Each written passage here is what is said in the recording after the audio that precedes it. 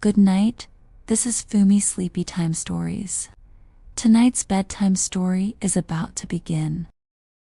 A cat once befriended a mouse, and she spoke at great length about how fond she was of mice, and how dearly she wished to be friends.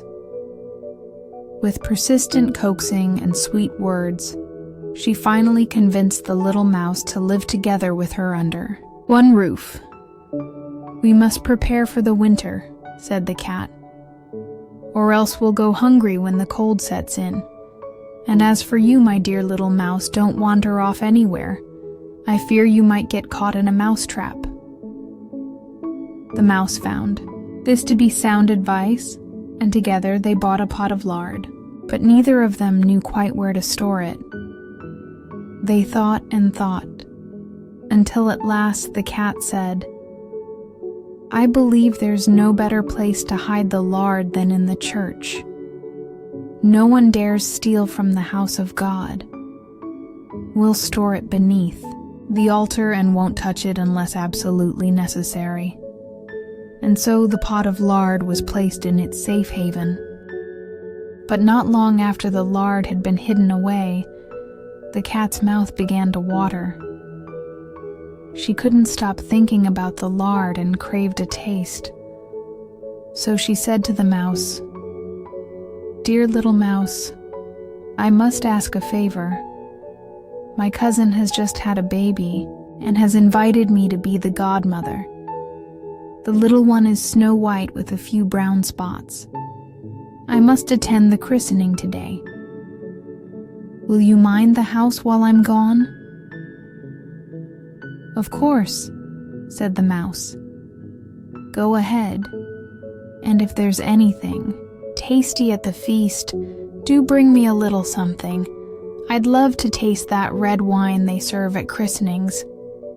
But none of it was true. The cat had no cousin, nor had she been asked to be a godmother. Instead, she slinked straight to the church, crept to the pot of lard, and began licking away. She licked off the entire top layer of lard. Then, she climbed up onto the rooftops, strolled about, and stretched out lazily in the sun. Whenever she thought of the lard, she licked her lips with delight. She didn't return home until night had fallen. "Ah, you're finally back," said the mouse. "You must have had a wonderful day." "Everything went just fine," replied the cat. "And what name did they give the child?" "Gone top off," said the cat coolly. "Gone top off?" The mouse exclaimed, "That's a very odd name indeed. Do your people always give such strange names?" "What's the fuss?" said the cat. "It's no worse than those silly names your godchildren get, like Crumb Snatcher." Before long, the cat began to crave lard once more. She said to the mouse, "You'll have to do me another favor and keep watch over the house again. I've been invited to be godmother once more. This child has a white ring around his neck. I simply cannot refuse." The little mouse suspected nothing and readily agreed. The cat snuck through the city walls back to the church and gobbled up half the pot of lard.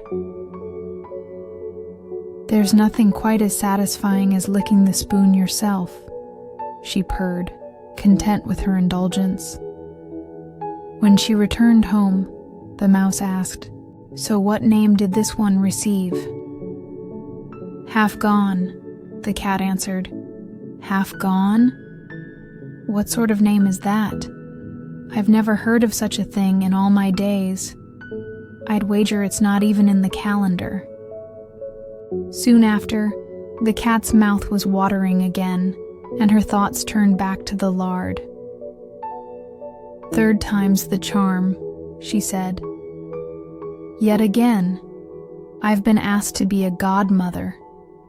This child is entirely black, save for his white paws, not a single white hair on him otherwise.